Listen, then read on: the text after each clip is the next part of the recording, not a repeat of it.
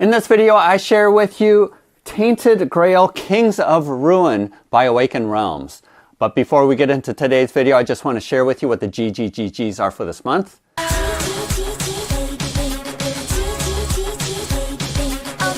Each month, Bob the Beholder picks some of my Patreon supporters to receive gratitude gifts. And for this month of April of 2024, we have 3 pledges for the Sentinel City Kickstarter.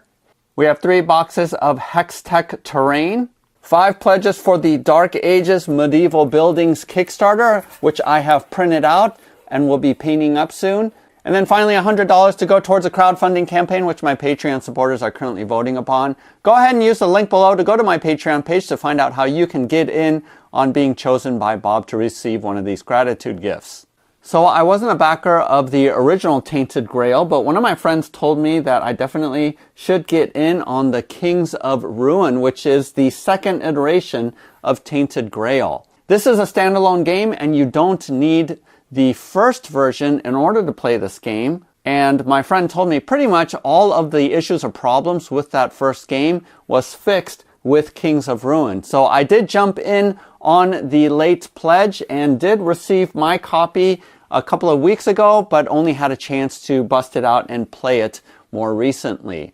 This video is broken up into a couple of sections where I do an unboxing and a very brief explanation of how the game plays, because there's a lot better videos, tutorial videos, if you want to know how to play the rules more in depth. And finally, my review and thoughts so that it can inform you about whether or not this is a game that you should get into.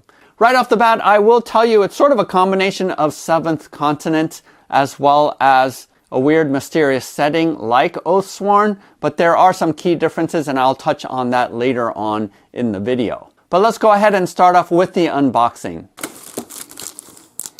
All right, here's a note.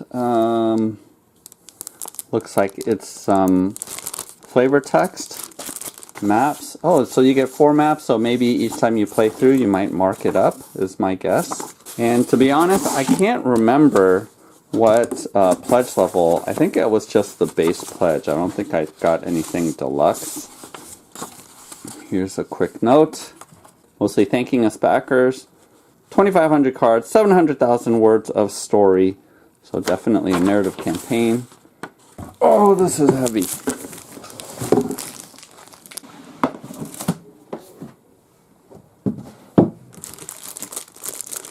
All right, it looks like comes with some standees. Good point tracker, is that what those are? I'm not 100% sure, but see how thick this rule book is. So this is a quick play, it looks like, on how to unpack your models and prepare it. So this is super handy. Stretch goals exploration journal. Secret envelope.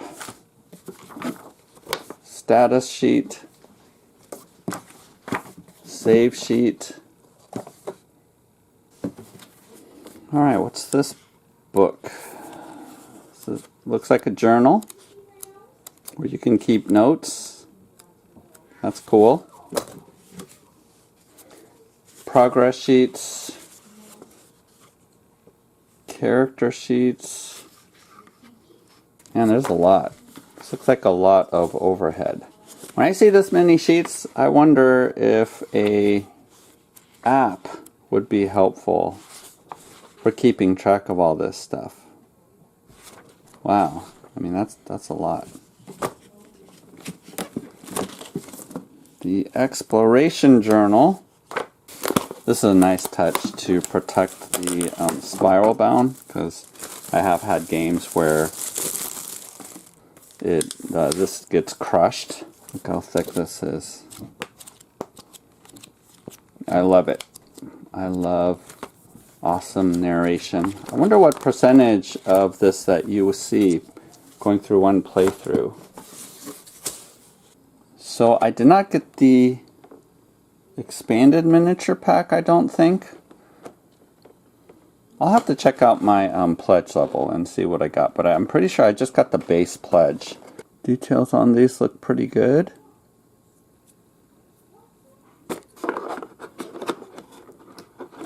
Overall, I've always been happy with Awaken Realms miniatures.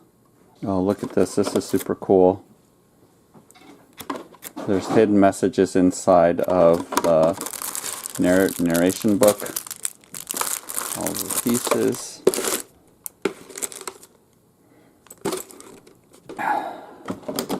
Okay, these are two different pieces. We got the bosses. We got tons of cards. I like these slots because I think you organize them a certain way. I'm definitely not sleeving these. Just so many. So I'm grateful that you actually are able to sort your cards according to what you need. And check that out. A lot of cool detail. Look at those creatures down there at the bottom. Looks super cool.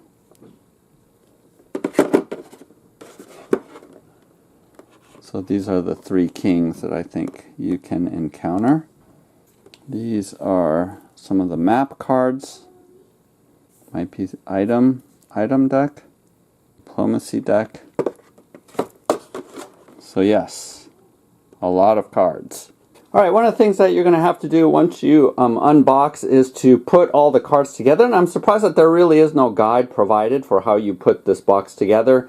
Go ahead and use the link below to go to the Board Game Geek post about how you can put all of the pieces together. The most important thing is when you take the cards out of shrink wrap, separate out all of your secret cards. The way that you know that they are secret cards is that they'll have a number here at the upper left, and just order them because there's a lot of them, and they have dividers for the first 1 to 199 here, and then 200 plus, and you will totally screw yourself over if you mix up your secrets card with all the other cards. So make sure that's a number one thing that you want to do. Also note that even though this is sequential, not every number is in here, so that there are some numbers that are going to be skipped. So don't let that freak you out like you're missing some cards. They might be secret cards that are provided later on.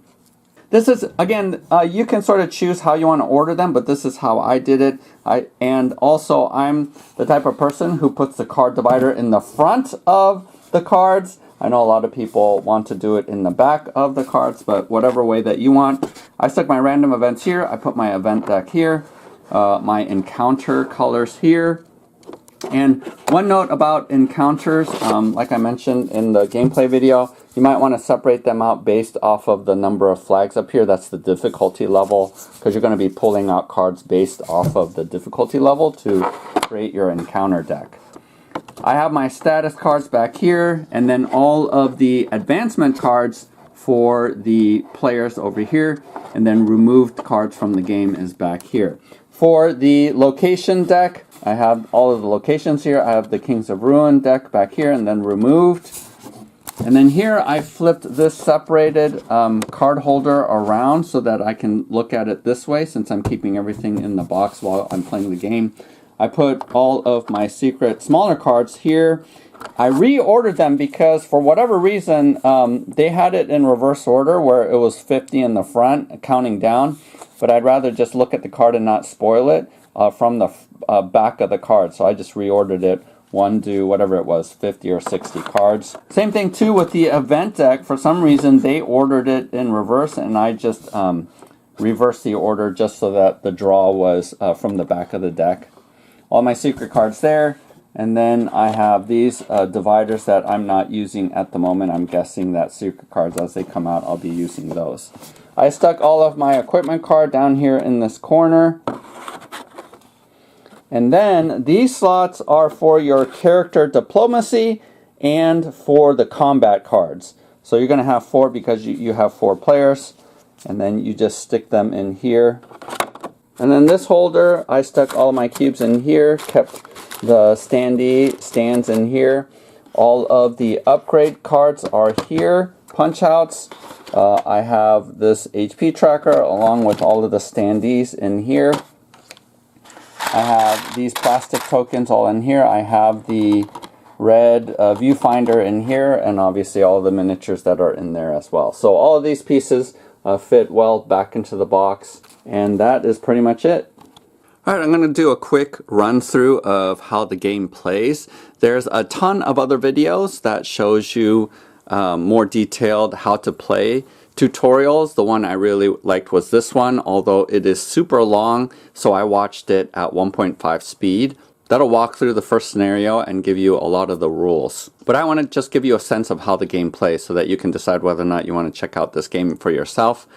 I did play 3-player. 2 of my friends came over and we played the first scenario together. Didn't complete it, but had some fun doing that. Also, even though the gameplay area is relatively small, it is a little bit of a game hog because I had all of those over there, and then this huge box of cards that I keep to the side. You got this narrative book that's happening, and just cards like most Awaken Realms games. There's a lot of cards going on. So really quickly, you use these setup cards to know how to build your decks, and dependent on how many characters are in your party, you pull out all of the encounter cards with these number of slots. So that's how it scales the difficulty. So for example, I pulled all of the encounter cards with these red flags, just one red flag on top, and that keeps the difficulty level at pretty much lower. And so you build that out for all 3 different kinds of decks.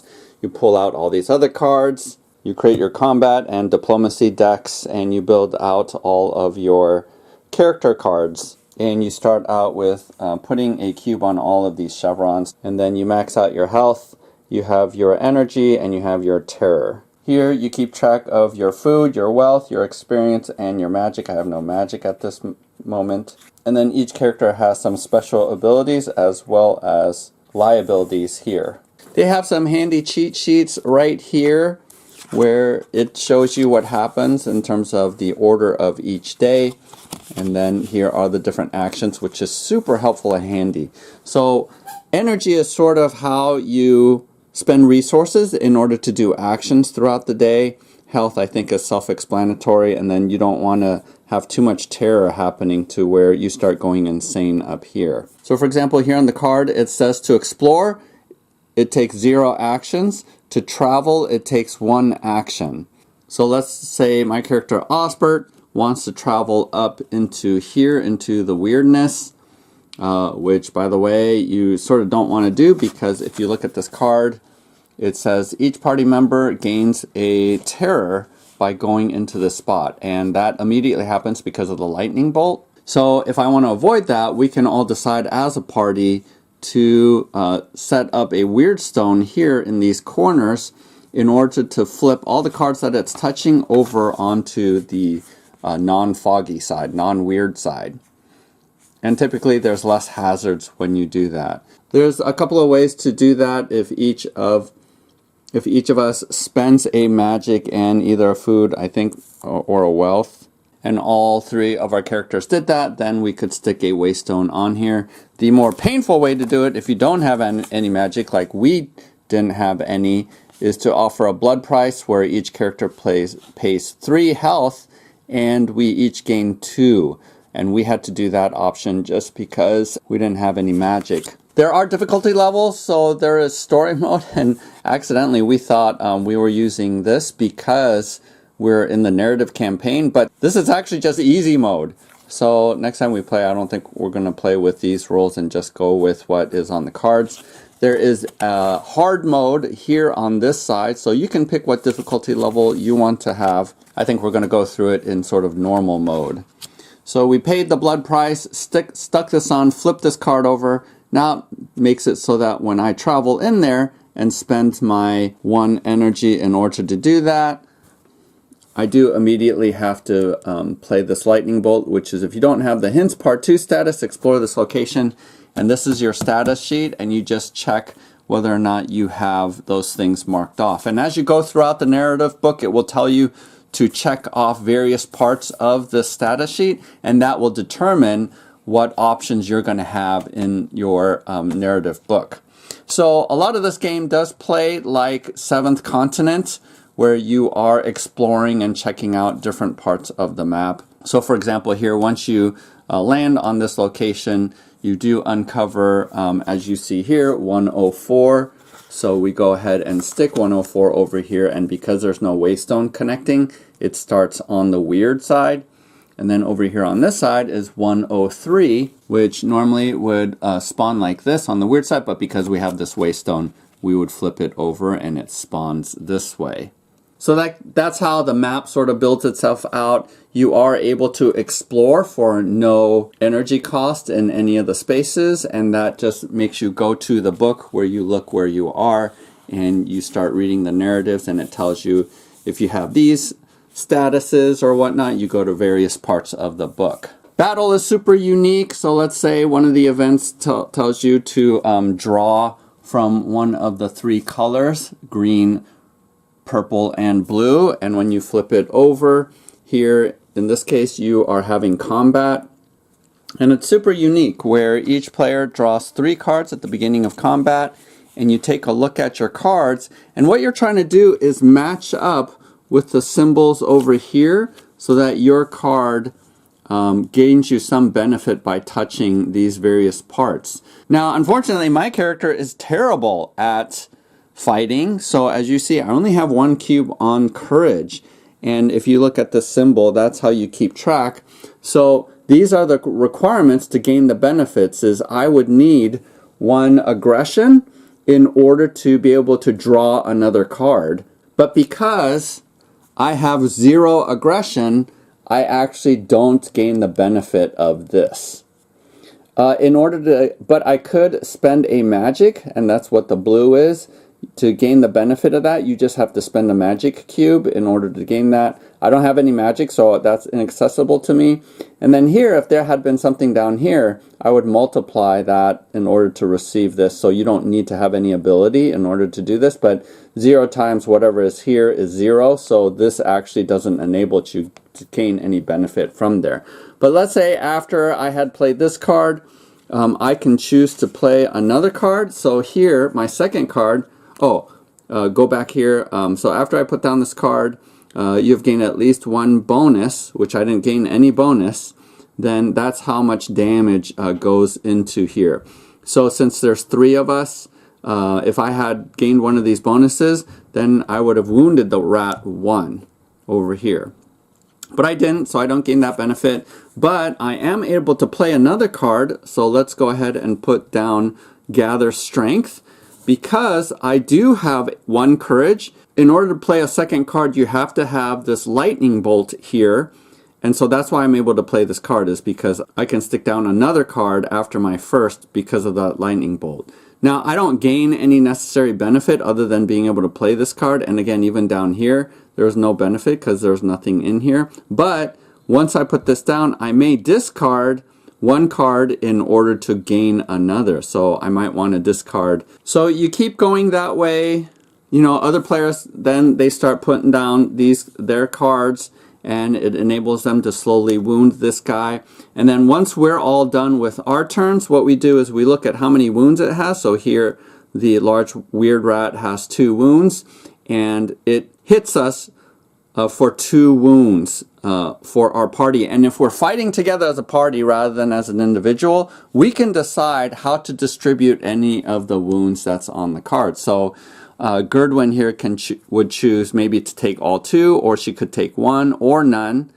As long as we distribute those 2 wounds between all 3 characters, that's all that matters. Obviously, if you're attacking or in this scenario just as your single character, then you are required to take all of those wounds.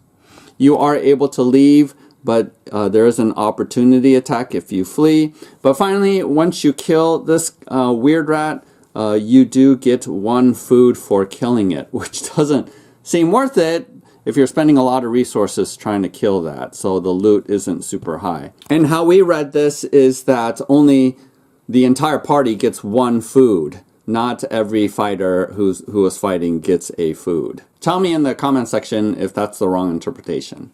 Now, there are other cards where rather than fighting, you are using the right side of the board, which is more diplomacy.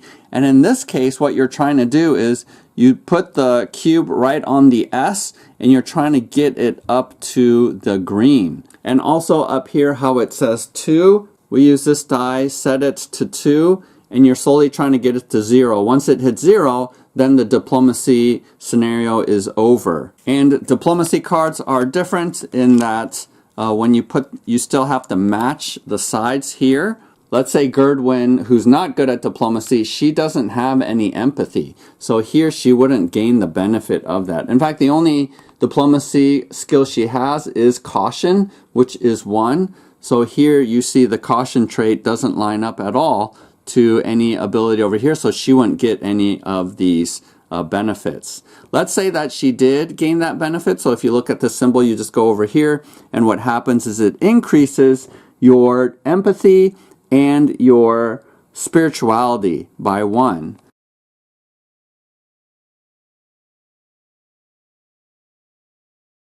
And then after we all go, then it is his turn, and what happens during his turn is that this goes down to 1. So it's sort of like a timer, but you're able to manipulate whether this goes up and down. And then this thing goes down 1 on the track, so it comes down here. And then after it goes to 0, it stops, and then you see which conclusion you get. So obviously if you're in the red, bad things happen to you. If you're in the green, good things happen. Obviously that's a super quick overview of how to play the game, but wanted you to get a sense of how gameplay is like. So what are my thoughts about this game and whether or not you should look into it? And keep in mind that I've only played for the first couple of hours as well as the tutorial scenario.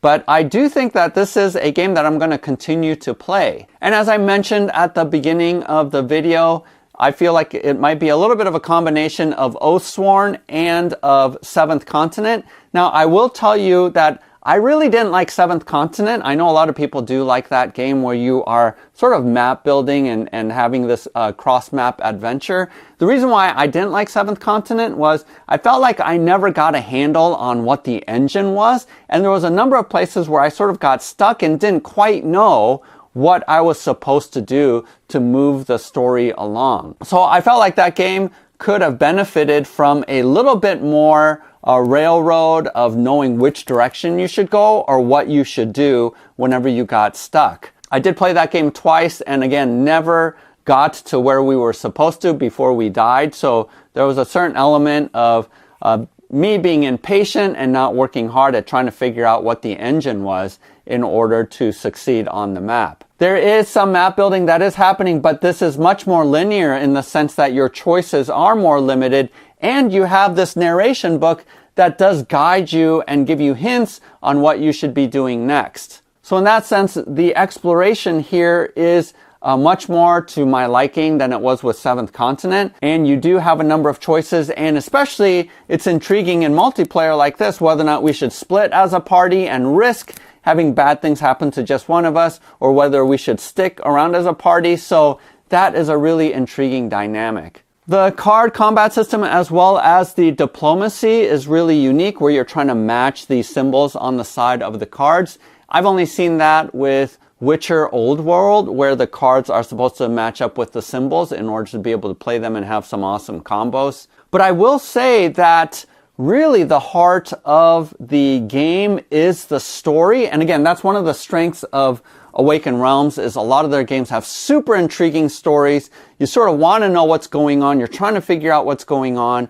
And the narration is really at the heart of this game. So Awaken Realms have done it again in the sense that I'm super intrigued about what's going on. I am curious about how the story is going to play itself out. And every time I make a choice in the story that blocks off another option, it just makes me curious about, oh, I wonder what would have happened if I would have chosen this versus that. So there's that intrigue that I have, similar to Oathsworn, when you make a choice, it sort of closes the door for the other option, and it makes you wonder, oh, what would have happened if I would have made that choice? So I know some people go ahead and cheat and read the alternative anyway. So there's the replay value of being intrigued and wanting to go back and play through it again once you're finished. So I really felt that. I really feel like the storybook is super intriguing. And again, your choices isn't always to do sort of what makes being a moral person, in that you're going to make decisions of what is obviously a good thing to do. Now, you can choose to do that, but more intriguing, I think, for our party was not always to be consistently good or bad. But that was something that I really liked in Oathsworn, was there wasn't always an obvious right answer to some of the moral dilemmas that you ran into. I also do like the feature too that there are some things, some choices that you don't have access to when you first go to a location, and it's obvious that you need to return back to this location after finding an item or finding more information. So that makes it also intriguing that these locations aren't just one or two options and then you're finished with them. The other thing to note is that a lot of Awaken Realms I think are best played either solo or with lower player counts. But as we played with 3, and this is a max 4-player game, I wasn't feeling particularly like it was burdensome to have 3 players, or even if we had a 4th player. I think the game actually flows relatively well. And at the same time, if you did want to play solo, either pure solo with 1 character, but if I were to play solo, I would actually play 2 characters because you do have some synergies when you're playing 2-player. Especially since starting characters are either really good at diplomacy or they're good at the combat side. So you do want, and even the book suggests having a balanced team if you are playing either 2-player or solo. So I think that's one of the key things that you want to do if you are playing solo. But I definitely feel like this is a game that I could play 4-player and it wouldn't be too burdensome in order to do that. I do feel like the resource management of your energy is pretty intriguing, as well as keeping track of your health, and then finally making sure that the terror that's happening, sort of your mind health, you're maintaining that as well. I feel like that's a relatively good balance. The amount of food or wealth, experience, gaining those resources. You need to make sometimes some moral decisions about food or wealth, how you're going to acquire some of that. So that, to me, is super intriguing, where in the story your choices really do matter and make a difference. And being able to talk through it with some of my friends is fun too, as we're trying to figure out what kind of decision to make. So at the end of the day, do I recommend this game? Again, I've only played through a couple of hours, and so just keep that in mind. But definitely I'm happy that I did get this game, happy that my friend did recommend it to me, because the story definitely has sucked me in. Now, if you aren't a person that really likes a lot of story behind their games, then you might not like this game. And the battle, the actual grid battle that happens on the board, I still like that portion in Oathsworn better than the card battle that's here. But again, as long as you know that the driving force behind this game is the narration, is the depth of story, which is much more significant than even in Oathsworn, that there's a lot more branching paths that you can take with this game than with Oathsworn, then I think you're going to like this game too. I also like the map building aspect of this, and where you have to figure out how you're going to place these, I can't remember what these are called, but where you're going to place these in order to flip these things over, and whether or not you're going to risk going into the weirdness where bad things can happen. I also like that feature of the map building as well. And then eventually there's going to be guardians that are wandering around that you'll need to fight, and a lot of secret cards that are going to be unlocked, so that it continues to keep you intrigued with different options. Also, do want to say that the starting scenario, the tutorial, is really, really good. Actually ties into the storyline. So you actually, I suggest that you actually do play this, because it does affect your status sheet. It does affect the rest of the game, and it's relatively quick. It does a fantastic job in teaching you how to play the game. So I do suggest go ahead and start here with the tutorial. After you're done with the tutorial, then go ahead and read up on the rulebook, because the rulebook is substantial. Or do what we did, which is we actually started playing the first scenario, and then I read the rulebook afterwards. So that's a great way, I think, to learn this game. Even though it does look like there's a lot of moving pieces, and we are referring to the rulebook quite often, it isn't super, super complicated, and a lot of the things are intuitive once you learn how to do them. So Tainted Grail Kings of Ruin does receive the Gaming Geek stamp of approval. I think this is a fun game. It will be out in retail, like most of Awaken Realms games, after they deliver to all of the backers. So look out for that at your friendly local game store, or find it online. Go ahead and hit the like button and subscribe as I come out with more review videos, as well as STL files that you can print out for your games. Did you back Kings of Ruin, and have you started playing? If so, go ahead and make a comment below. Would love to hear your thoughts about this game. Otherwise, happy gaming. We'll see you next time.